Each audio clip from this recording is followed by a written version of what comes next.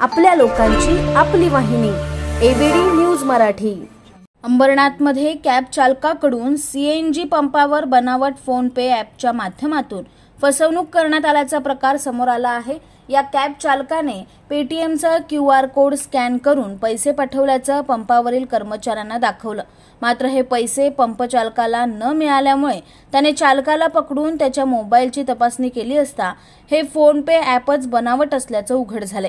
अंबरनाथच्या MHADA colony परिसरात महानगर गॅसचा सीएनजी पंप आहे।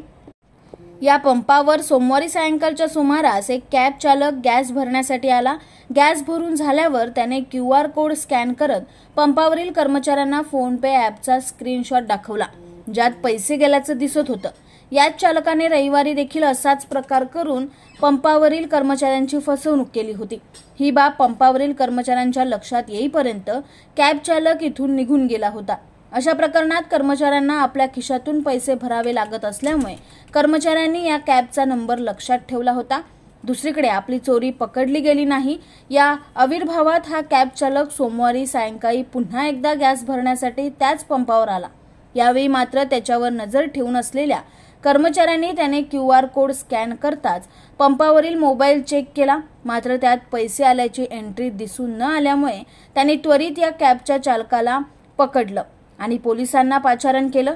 पोलिसांनी या कॅब चालकाच्या मोबाईलची झाडाझडती घेतली असता त्यामध्ये फोन पेच ॲप बनावट असल्याचं उघड झालं। यावेळी कॅब चालकाने आपली चूक मान्य करत ती फसवणूक कशी केली याचा लाईव्ह डेमो सुद्धा दाखवला। या प्रकरणी शिवाजीनगर पोलिसांनी या कॅब चालकाला ताब्यात घेऊन शिवाजीनगर पोलीस ठाण्यात नेलं असून पुढील कारवाई सुरू करण्यात आली। अंबरनाथ म्हाडा कॉलनी सीएनजी महानगर गॅस आहे आणि तो कस्टमर आमच्या इथे काल 29 तारखेला 11 वाजता आला आणि त्यांनी आमच्या इकडे ऑनलाईन पेमेंट केला। ऑनलाईन पेमेंट केल्याच्या नंतर आम्हाला असं समजलं की तो पेटीएम आमच्या बिझनेस ॲपमध्ये आला नाही, दाखवला नाही। तर आम्ही तो पेटीएम चेक केला आणि CCTV फुटेज चेक केला, तर तो आमच्या निदर्शनास आलं की तो फ्रॉड पेटीएम आहे आणि तो कळून चुकला आणि तो परत आज आला।